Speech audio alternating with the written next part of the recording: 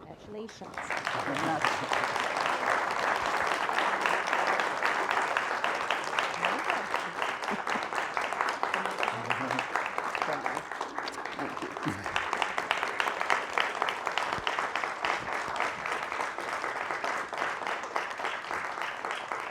Well, thank you so much, Dean Mangelsdorf and Robert. I just hope I do justice to the chair that you've so honorably inhabited. Though I must say, having read out some of my titles, I'm afraid people are going to think I'm shallow, especially since I'm color coordinated, as someone else pointed out to me, But it doesn't necessarily prove that I'm shallow. So, okay. So I'm so worried about this audio visual. I know I shouldn't say that, but okay. Okay. Once upon a time in the early 5th century, there was a holy man named Sylvanus, the Bishop of Nazareth. Sylvanus was a good bishop with a reputation for sanctity. So imagine the shock of a certain noble matron when she found Sylvanus under her bed, presumably in the mood for love. Now the woman called out in alarm, and Sylvanus responded with a string of foul language loud enough to wake the entire household as well, and the neighbors next door. I mean, it was really something.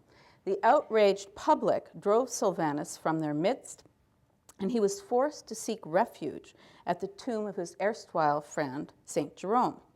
Nor was the bishop allowed any respite in this holy place. The crowd was out for blood, and a series of armed assailants stepped forward. But Sylvanus managed to overpower each one of them, turning the sword against the owner. Eventually, the beleaguered pontiff collapsed, probably in sheer exhaustion, and died. Now, this incident could have been very embarrassing for the clergy. It occurred during the period of the Germanic invasions, when notable members of the patrician class were alleging that Rome had fallen on hard times, precisely because its citizens had abandoned their own gods in favor of this mystery cult from Nazareth, which is the very site of this scandal. Appearances can be misleading, however. The busted bishop was not, in fact, Sylvanus, but a bishop in the shape of Sylvanus attempting to destroy the bishop's good name. By the same token, it was not Sylvanus who broke the prohibition against the clergy shedding blood by slitting the throats of his parishioners. It was presumably his patron Jerome standing up for his maligned friend. Furthermore, Sylvanus's demise was not a judgment from heaven. It was a direct response to his prayers that God receive his soul. So, there we go. Now, had Sylvanus shown up like this, closer to what people perceive as the demonic nature, because this, of course, is an incubus, we probably wouldn't have had that problem and confusion. Now, Sylvanus does not simply represent an instance of the devil made me do it. Rather, the devil actually did it, and Sylvanus was innocent. The demonic doppelganger was attacking the church by damaging the bishop's reputation. Christ had said there'd be days like this, commenting, it needs be that scandal comes. But his seeming resignation was nonetheless balanced by grim warnings, such as, woe to that man by whom the scandal cometh, and he that scandalized one of these little children that believe in me, it were better for him that a millstone should be hanged around his neck and that he should be drowned in the depths of the sea. End of quote.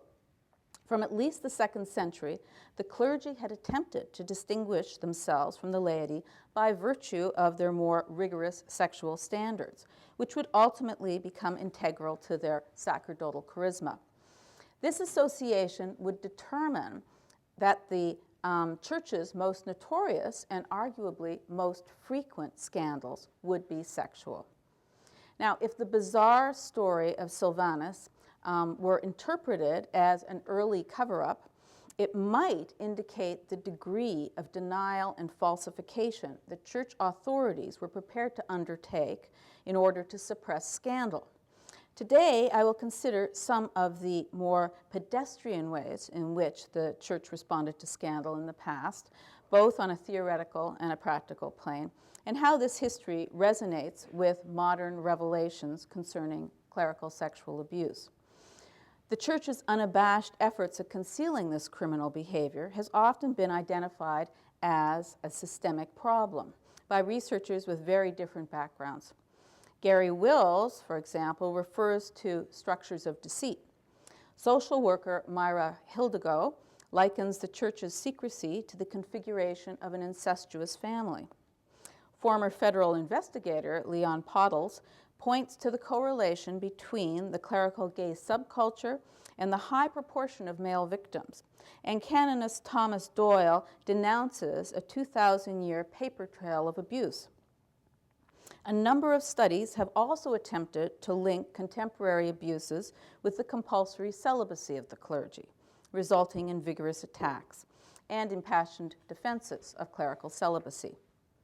Despite the differences in perspective and methodology, many authors share the underlying assumption that the bishop's efforts to conceal the criminal behavior of their subordinates resulted in a hideous distortion of the church's mission among the faithful. It seems impossible to deny this allegation. What I would challenge, however, is the underlying assumption that the series of suppressions and denials we have witnessed among the higher clergy is somehow a corruption of ecclesiastical procedure or an abuse that has crept into church governance. What I hope to demonstrate is the extent to which this pattern of evasion was shaped by centuries of canon law and orthodox theology. Although the primary focus here is the High and Middle Ages, my investigation necessarily reaches back to as far as apostolic times for theological and canonistic precedent, which would ultimately shape the way in which certain pastoral problems came to be addressed. I hope this longue durée of clerical culture will help us better understand the crisis of the present-day church. Now, the concept of scandal is all about being your brother's keeper. The word is derived from a Greek verb that literally means to cause another to stumble. So a given act need not be sinful in and of itself in order to be considered scandalous. The salient attribute is its ability to occasion sin in another. St. Paul makes this distinction when he's queried as to whether it was licit to eat the food that had been sacrificed to idols. The consumption of such food is not sinful, Paul reasons, but the act could be misinterpreted and thus was not to be encouraged. And in fact, a person who went ahead and ate the meat, aware that its consumption could cause another person to sin, was a sinner. In the 13th century, Thomas Aquinas would differentiate between active scandal, when sinning or the appearance of sinning leads another to fall, and passive scandal, when an individual's words or deeds leads another to sin, even though there's really nothing to warrant this breach apart from the sinner's own perverse will. To acknowledge the full force of scandal is to recognize that appearances do matter tremendously, and the disciplinary guidelines for the clergy reflect this awareness on many levels. For instance, there was a prohibition against ordaining a person who was missing a body part, in keeping with certain strictures in the Old Testament, but eventually these sanctions were interpreted as having been instituted in order to avoid scandalizing the faithful. Thus, in the High Middle Ages, pastoral theologians, such as John of Freiburg, will reason that someone who's missing a visible body part should not be ordained, and if ordained, should not be promoted, owing to the potential for scandal. Even someone who's only missing a piece of a finger should no longer say Mass, because this deformity might repel parishioners. And I have to tell you that when I was preparing for this paper, I was digging around in what has been edited of the papal penitentiary, which is where certain reserved sins would go that only the Pope could dispense with, right? Anyways, I was hoping to find all sorts of juicy stuff, but most of the people seemed to have been writing in because they'd lopped off fingers and they needed a dispensation in order to continue their ministry. I mean, they seemed like a very unlucky bunch, you know. Anyways, more often than not, disciplinary sanctions were directed at voluntary behavior, however. In the 3rd century, long before clerical celibacy became the absolute law of the Western Church, ascetically inclined clerics already gravitated toward the celibate life. It seemed natural that they should set up housekeeping with that other conspicuous group of voluntary celibates, the growing number of women who had consecrated their virginity to God. But church authorities were united in pronouncing the relations between priests and their kept virgins scandalous, not necessarily because they were believed to be violating their vows of chastity, but because onlookers might think they were. The first documented instance of such relations occurs in the letters of Cyprian, Bishop of Carthage in the 3rd century, who denounced a certain deacon for living with not one, but 2 consecrated virgins, and even sharing their beds, albeit chastely. Now, Bishop Cyprian insisted that the women in question demonstrate they were guilty of nothing worse than poor judgment. So they had to submit to gynecological examinations, ensuring that their virginity was intact before being readmitted to the church. But Cyprian himself acknowledged that such proofs only spoke to the women's physical condition, casting no light on the more crucial question of their spiritual integrity. There were those who went to extraordinary ends to stave off suspicion altogether. One priest actually castrated himself to make it clear that he was free from illicit dalliance with his virgin. Nor was this unprecedented. The great theologian Origen allegedly castrated himself so that he could instruct women without giving rise to suspicion. Unfortunately, the extremity of this solution occasioned a different kind of scandal, one that might give a person who was shopping for a new religion pause, and they were trying to get recruits in this period. Anyways, at the Council of Nicaea in 325, the first ecumenical council, and one that was therefore universally binding, these relations between priests and their kept virgins were outlawed, and a list of unobjectionable housekeepers was provided. Quote, a mother or sister or aunt or any person who's above suspicion, end of quote. Now, interestingly, Nicaea also suspended any cleric who voluntarily castrated himself for good measure. But it was okay if the barbarians had castrated you. I mean, that's not your fault.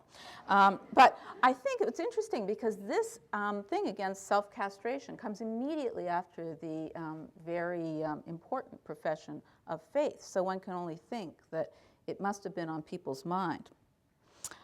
Okay, so I'm going to show you an easier way than castration.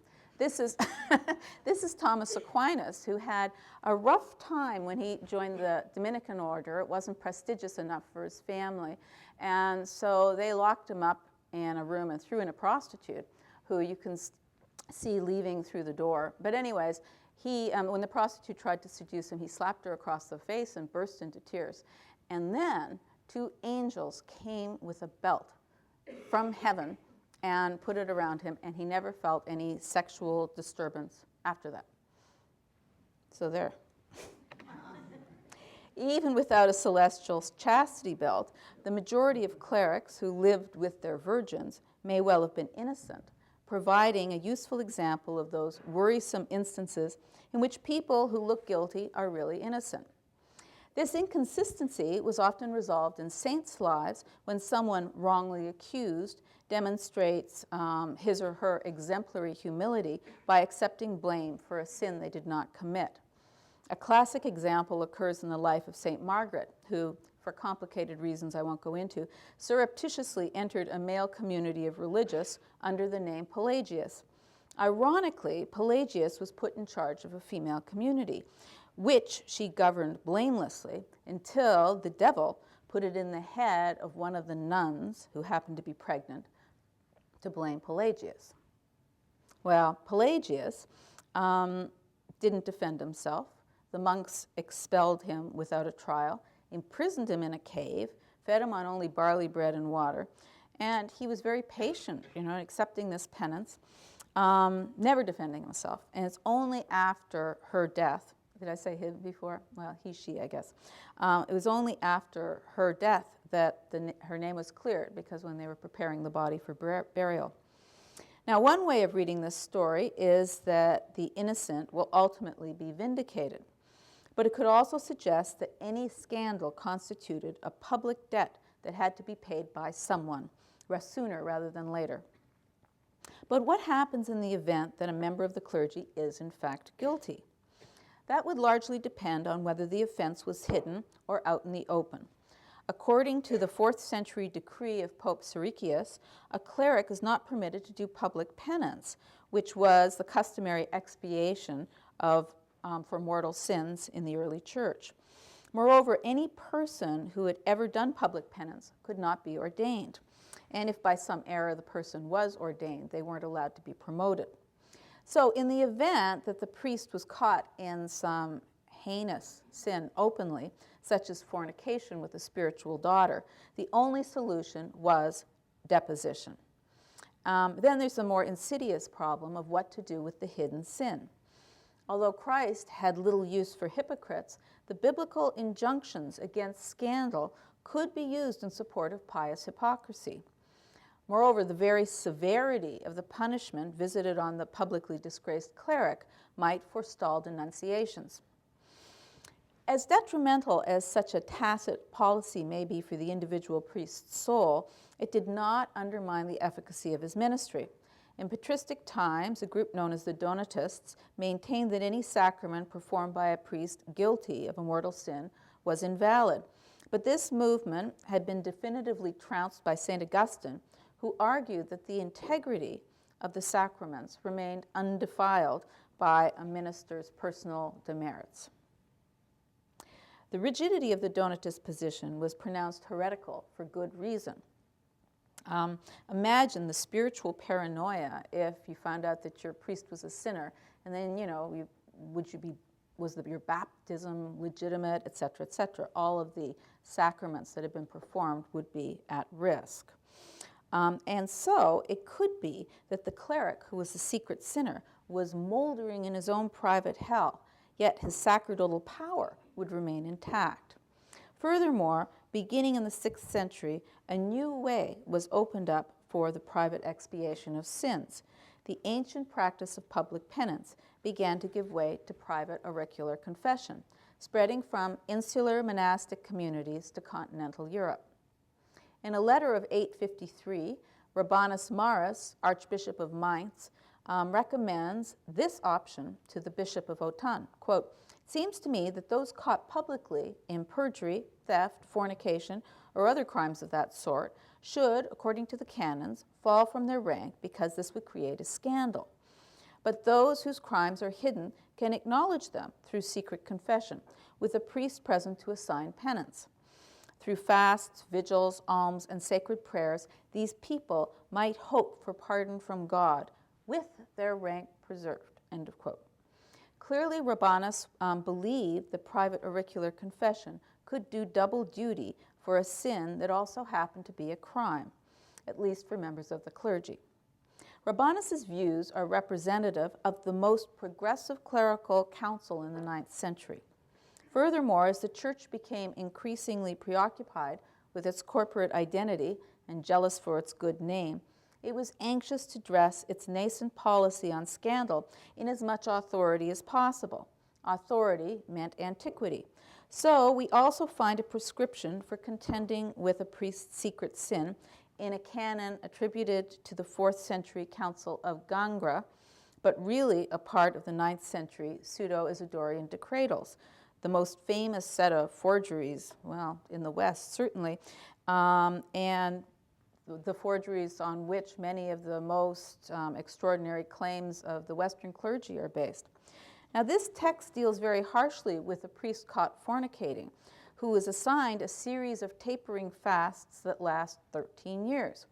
All the while, he's dressed in sackcloth and imploring the mercy of God. The offender's eventual redemption would be marked by a ritual reintegration and a joyful convocation of all the local clergy. Now, one would assume that 13 years of starvation and bad clothes, followed by a jubilant gathering of the local clergy, would make the priest conspicuous at the very least. But this is not the case.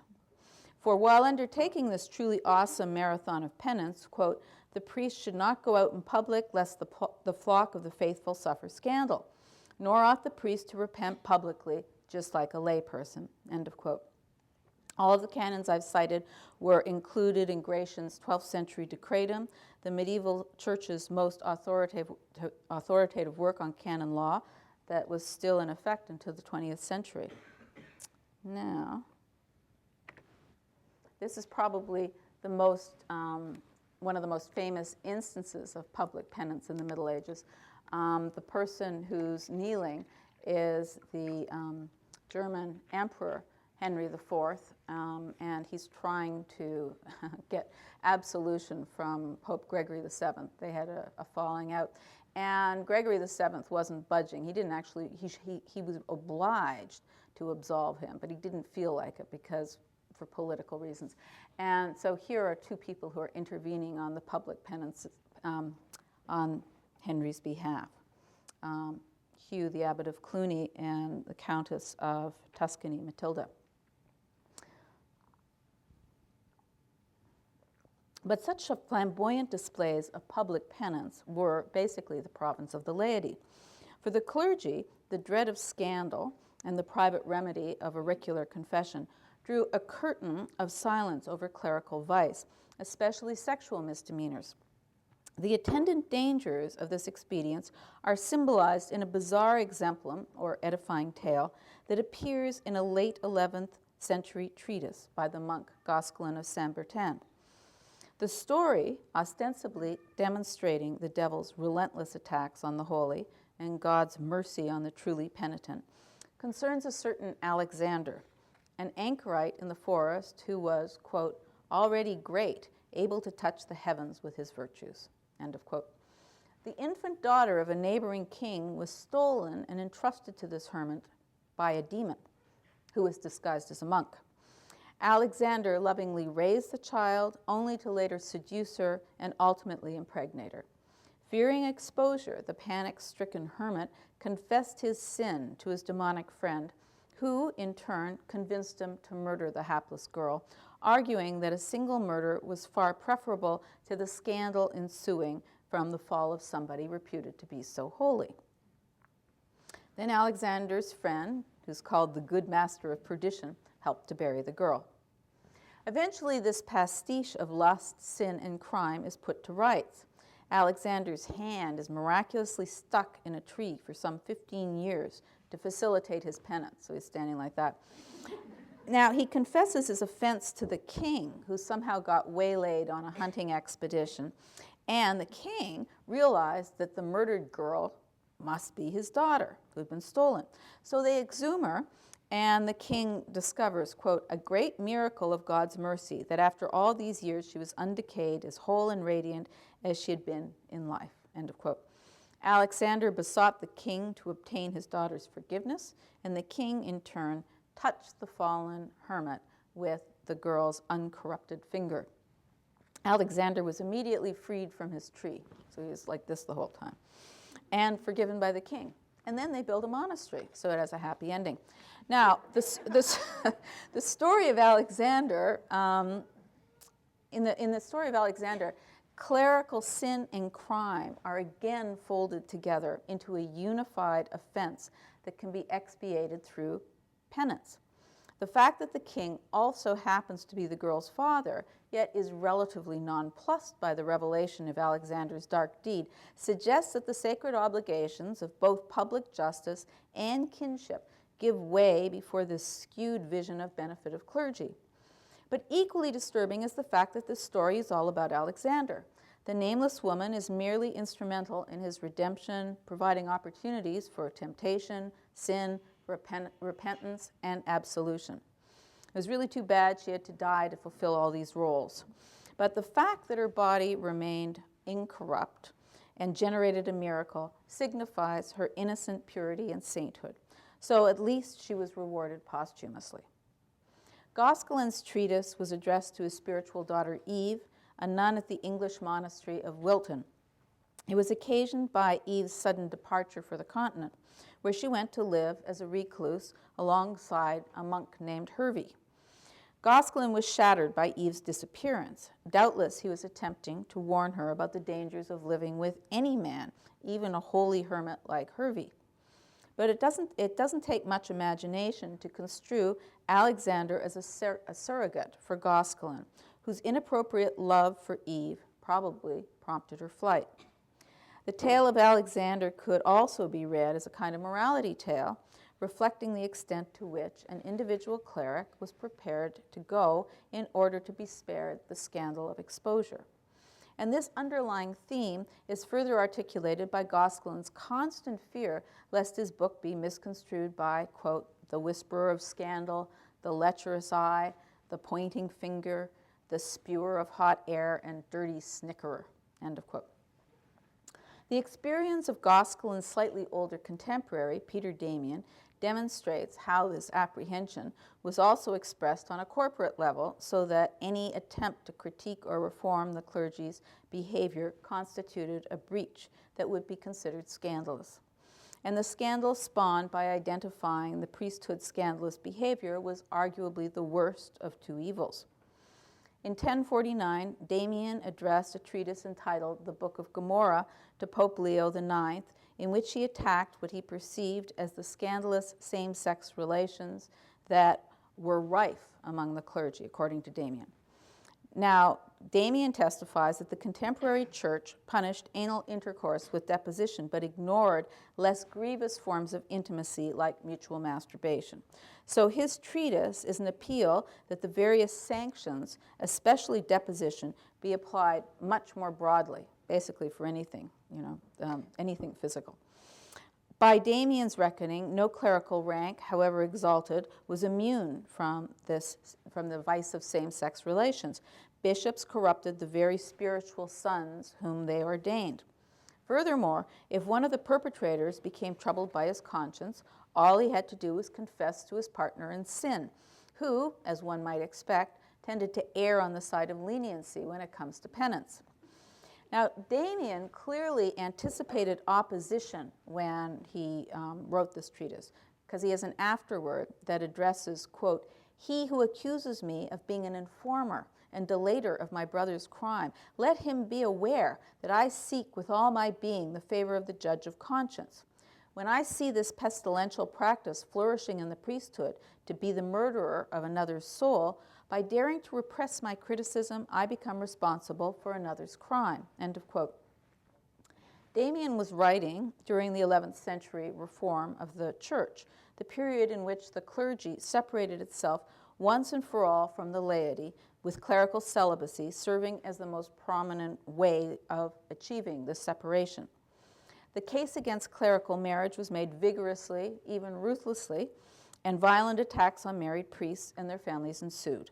And yet this reforming climate was not conducive to Damian's charges, far from it. With the exception of Damian, who was obsessed with any and all threats to sacerdotal purity, the reformers had one sexual misdemeanor on their minds, and that was clerical marriage. Clerical families divided the priest's loyalty to the church, which relations with another cleric would arguably consolidate.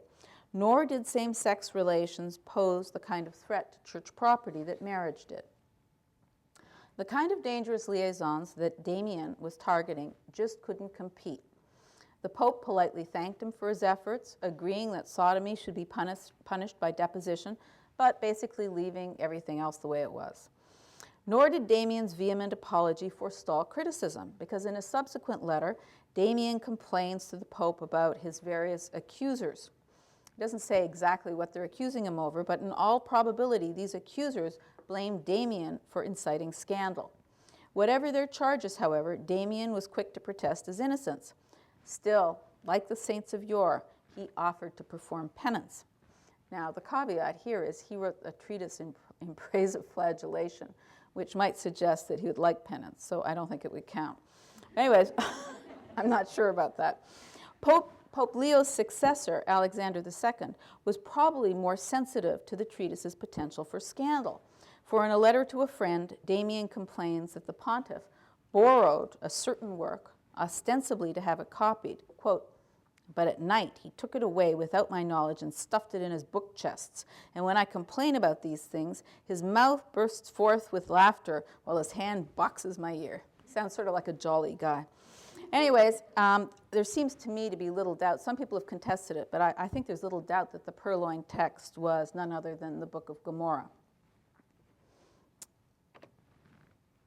Okay, and here we see that, people nobly falling from, actually that's not the one I wanted. Here we go.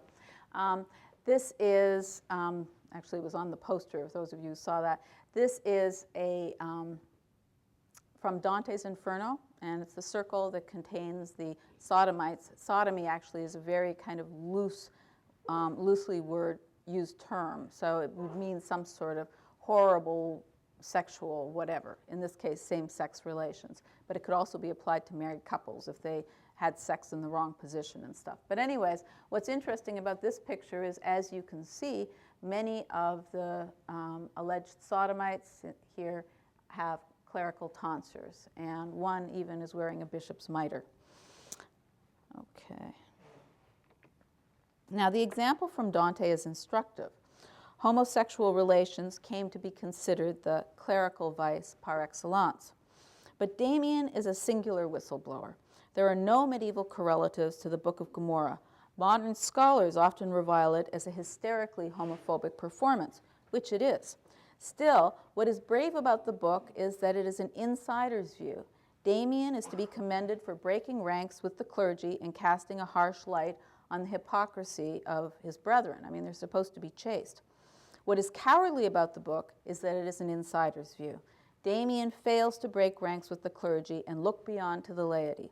At no time does he show any interest in the dreadful impact that a horde of predatory seducers hiding behind a commitment to chastity might have on their spiritual charges. Damian had expressed fear over the possible abuse of confession. He had not foreseen that confession would, in and of itself, become an occasion for abuse. But the gradual spread of private auricular confession to the laity culminates in the famous Constitution of the Fourth Lateran Council of 1215, where it was declared mandatory for every Christian to confess once a year during Easter week. Failure to comply resulted in ipso facto excommunication.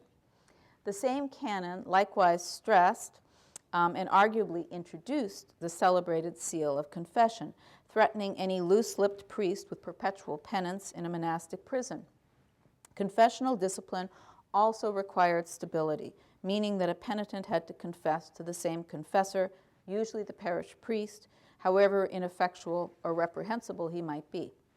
Now, one might well argue that requiring a celibate clergy to listen to the sins of a sexually active laity was a bad idea in the first place. Not surprisingly, many pastoral authorities were sensitive to the kinds of occupational hazards that confession might afford.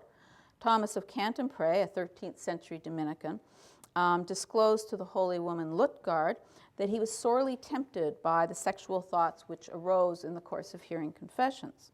Fortunately, Lutgard's prayers removed his temptation altogether, sort of another form of celestial chastity belt, I guess.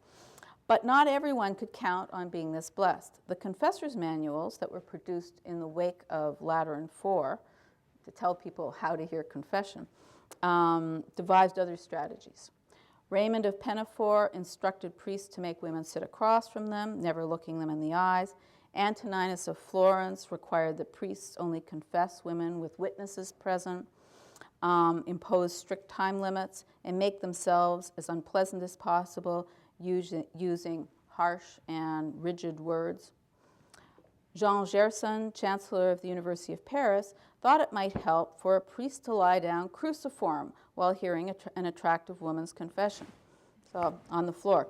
A number of male religious orders were reluctant to assume the pastoral care of female religious communities, precisely because of the potential for sexual temptation. Okay, now as you can tell, if you're going to lie down in in confession cruciform, they don't have the confessional, the box yet, which in the early modern period leads to more abuse. But anyways, so it was like a face-to-face kind of thing, which could be very, I imagine, very awkward, depending on what you're confessing. Okay. In short, the medieval clergy didn't even have the fragile security provided by the confessional. So supposing the worst happens and the prophylactic measures don't work and the priest succumbs, that would largely depend on who knew about the transgression. Clerical culture had centuries to weigh the pros and cons of secret sin with private atonement versus public denunciation in the places in between.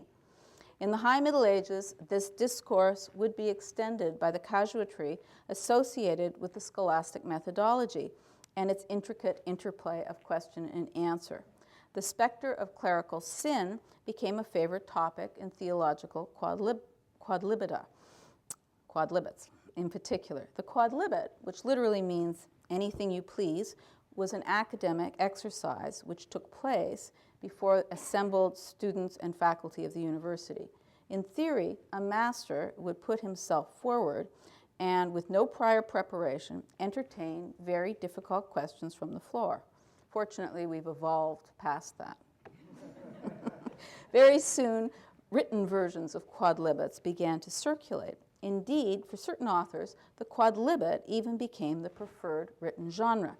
This is certainly true for Henry of Ghent, a secular master at the University of Paris, active in the late 13th century. Henry was one of the greatest scholars at Paris in the generation immediately following Aquinas, and was ultimately bequeathed with the awe-inspiring nickname, Dr. Solemnis. Actually, that sort of conjures up Robert's idea of what people think medievalists seem like. I mean, here's a guy who lived in the Middle Ages who had the heart of a medievalist, Dr. Solemnis. Anyways, he's perhaps best remembered for his philosophical speculation, addressing questions like the nature of knowledge, truth, and essential being. But Henry also participated in the many controversies of the contemporary church, particularly one which was raging over the sacrament of confession. As a secular master, theoretically ordained for service to the laity, Henry had a natural antipathy to the mendicant orders, the Franciscans and Dominicans. The mendicants were created in the wake of Lateran IV in response to the pastoral crisis resulting from the rising population in burgeoning cities. They were authorized to move between parishes hearing confessions. And as if this wasn't bad enough, the mendicants were only directly answerable to the Pope, bypassing the authority of the local bishop. In defense of the local clergy, Henry thus maintained that a person who confessed to a mendicant friar must repeat the confession to his parish priest. Henry's position touched upon the sticky problem of the iteration of a sacrament, but equally important, his stance was prejudicial to the laity by, arguably, violating the seal of confession. Henry's extraordinary discretion regarding all things clerical is in marked contrast to his pronounced inroads into a lay person's spiritual autonomy. And this becomes especially apparent in the course of his constant reversions to the problem of the secret sin. Throughout Henry's quodlibets, the secret sin suspends the normative operation of church discipline. The question concerning a monk who secretly knows that one of his brethren has committed a mortal sin is a case in point. Would it be sinful for him to bypass a private warning and go straight to the offender's superior? The answer is yes. Such a move would mean infamy for the individual cleric and scandal for the church. Fair enough. But what if the sinner is indifferent to the private warning and refuses to amend?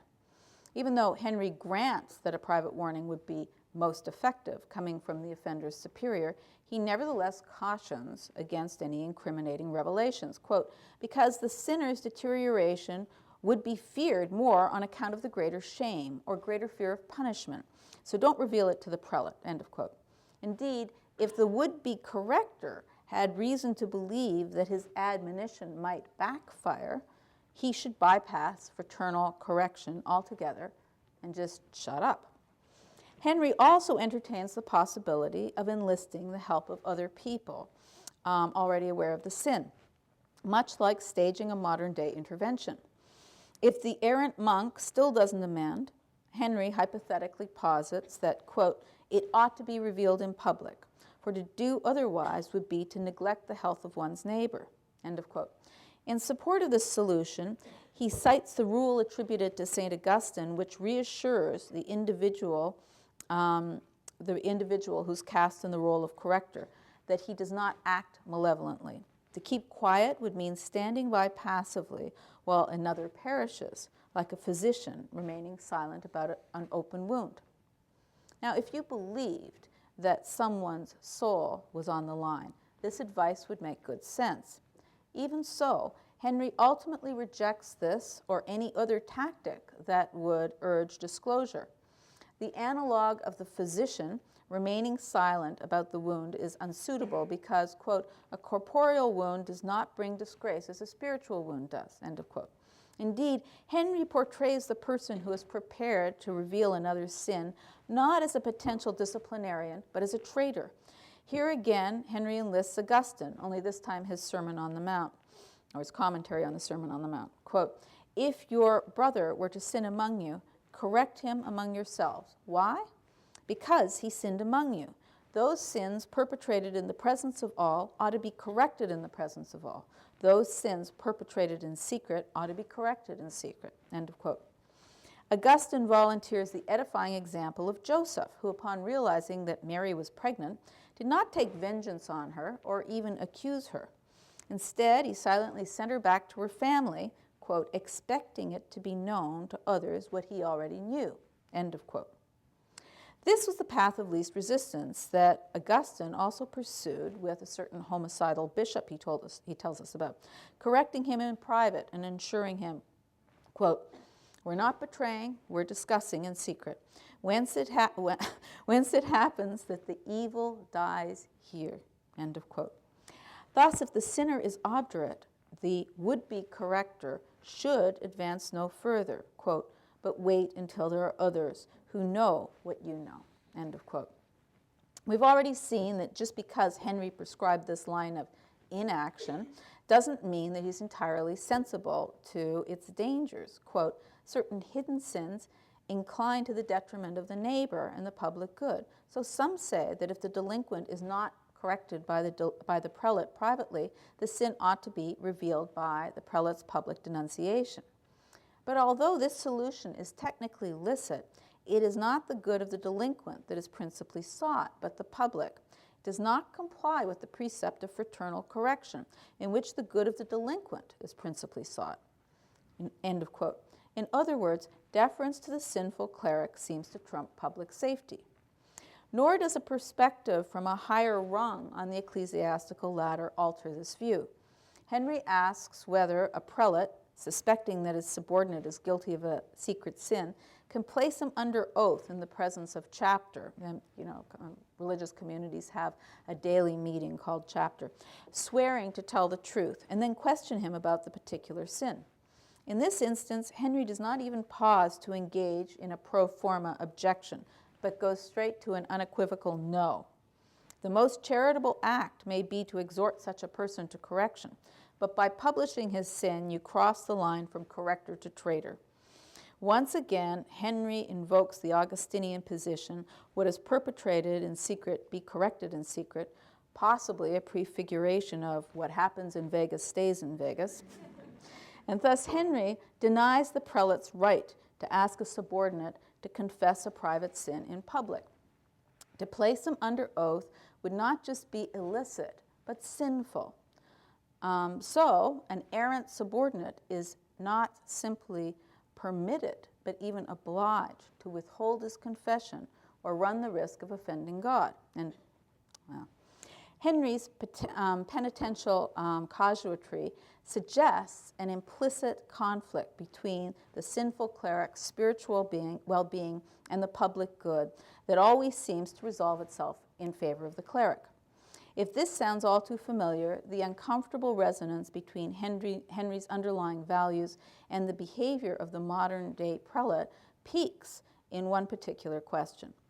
What if an abbot learns through confession that a monk assigned to a parish is corrupting his parishioners? Is the abbot bound to call him back to his abbey or remove him from care? And remove him from care. Here, too, Henry's basic position remains the same, although the route he takes in arriving there changes. The confessor is powerless to act upon information that he's received from confession alone. What he hears in confession, he hears as God. This is a very popular trope.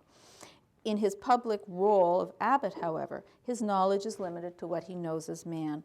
The compartmentalization was as consummate as it was sacramentally unassailable. Henry does make this concession, however. As the secretary of God, quote, in secret, the abbot can have the intention of moving him for his salvation and others, but in public, he ought to have a reason, an occasion of moving him without raising scandal and suspicion, end of quote. Yet the abbot should be in no hurry to move the offending cleric, lest he arouse suspicion. Nor could the abbot warn the members of the new community of the errant monks past. Henry's answers help illuminate the role that pastoral theology played in both creating and sustaining a safe haven for clerical vice, one that was as sordid as it was secure, in which the priest and the layperson are perpetually locked in the roles of predator and victim. A second set of questions closes off any possible avenues of escape, rendering the field of abuse virtually a closed system. For another quodlibet calls into question the ability of the abbot to move the offending monk when the opportunity arises.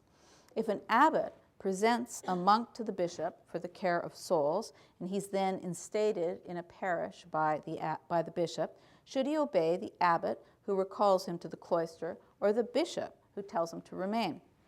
The answer is that the monk is required to obey the one who has control over care of souls, which is the bishop, not the religious superior, although the superior is doubtless better acquainted with the monk's personal habits. Can a parish priest absolve one of his parishioners with whom he has sinned sexually? And can she go to another priest for confession without his permission? One of Henry's issues. The short answer to the first part of the question is yes. The efficacy of the sacrament remains undiminished, whether the priest has reformed or not. With regard to the second question, Henry is extremely hesitant. To seek another confessor seemingly runs counter to the strictures of Lateran IV. Eventually, however, he concedes that if she's afraid that the priest will once again solicit sex from her, she may ask his permission to go to another priest. And if he refuses, ultimately she can act unilaterally, but she has to first go to the, sounds kind of awkward. She is, however, strictly forbidden to reveal any details that might, quote, result in infamy for her own priest. So, in confession, they usually do ask you all sorts of questions about where, when, with whom. So she would not be able to respond to those kinds of questions. And of course, there's no solution for the hapless individual who has no vocation for chastity either. This is punctuated by the hypothetical situation of someone desperately trying to contain himself sexually but not succeeding, and eventually entering religion in the hopes that monastic discipline would help. He promises himself, however, that if he finds that way of life despicable, he would leave.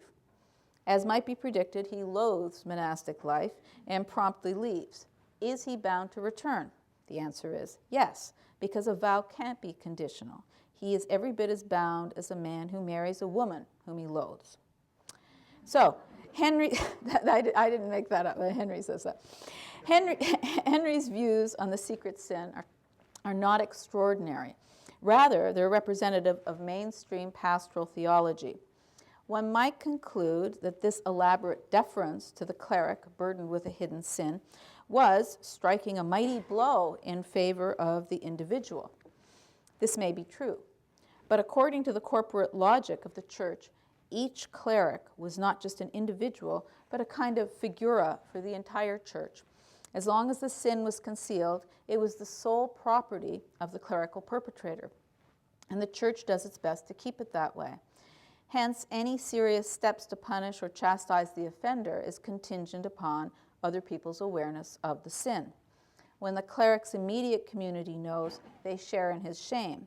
When the infamy is revealed to the world at large, it belongs to the entire church. And the church was prepared to go to great lengths to stave off such infamous ownership. In closing, I'd like very briefly to return to the present-day church and its response to clerical sex scandals. Reports repeatedly demonstrate a bizarre complicity between the sexual predator and his superiors. The baffled public has in turn asked and continues to ask, why weren't these clerics denounced by their many colleagues who were aware of the abuse? Why did these bishops, who were not themselves abusers, refuse to discipline their subordinates? How could the episcopacy at large ignore the cries of abused children, lie to parents, suppress the repeated crimes of clerical malefactors, only to move them to new parishes where they would do more harm? In an effort to respond, a number of analysts have identified the phenomenon of clericalism, a corporate narcissism that spawns a reflexive sense of entitlement, which will, in turn, justify the suppression of the most horrendous deeds. Researchers have also drawn the obvious parallel between multinational corporations such as Enron, whose executives clearly suffer from similar delusions of grandeur that lead to similar cover-ups. But I'd like to stress what I take to be a key difference. The church is arguably the oldest of multinationals, yet its response to scandal is hallowed by an ideology that others cannot claim. For even the most craven of corporations recognize when they are breaking the law. The church, in contrast, is upholding a theology of scandal which has evolved over millennia.